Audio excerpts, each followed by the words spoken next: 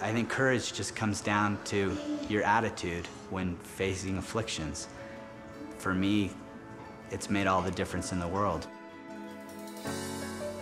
I would say I'm probably as far from a Superman as you could possibly imagine.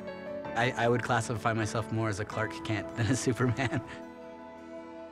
My name is Ryan Wren, 34 years old. I'm married with 4 little kids. My very first golf club was about that tall that my dad made for me. My family has always been a golfing family, so on the weekends, that's what we used to do together. We would spend time golfing.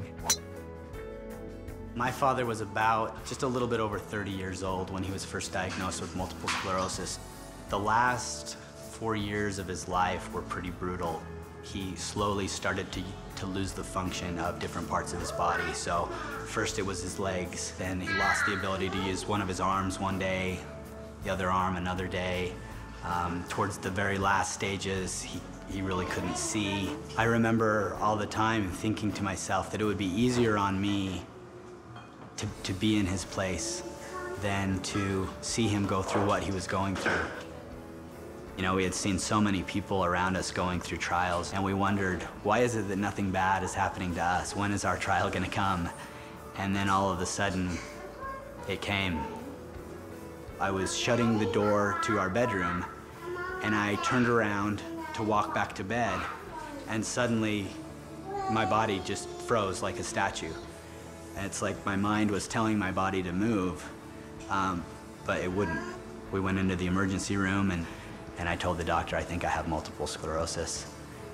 It came really as the shock of my life, kind of like my worst nightmare coming true. And I remember the first 2 or 3 days, all I could do was pretty much cry. The outlook from the doctors was very bleak, but I decided I wasn't gonna let it define me or who I was, that I was gonna do everything in my power to fight this disease with everything that I've got.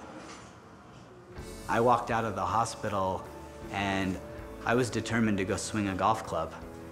I went to the driving range and was doing things that the doctors never thought that I would be able to do. There's a lot of unpredictability around the disease, and so you're just kind of lying in wait and enjoying the days that you feel good and trying to just make the most of it. You know, it really makes you want to hold your kids a little bit tighter, squeeze them a little bit tighter. Never forget to tell your loved ones that you love them, because you don't know what's gonna happen to you from day to day with this disease. I have definitely grown a lot closer to my father since his passing, because now I can relate to all of the things that he went through that I didn't know he was going through, because I deal with them every day now. One of the things that we're very committed to is spending as much time as we can with our kids. My goal is to instill as many good values in my kids so that when I'm gone, they'll remember that and they'll want to make me proud. It's really easy to say, why me, or question it. Or you could take the flip and say, what can I learn from this? How can I become a better person?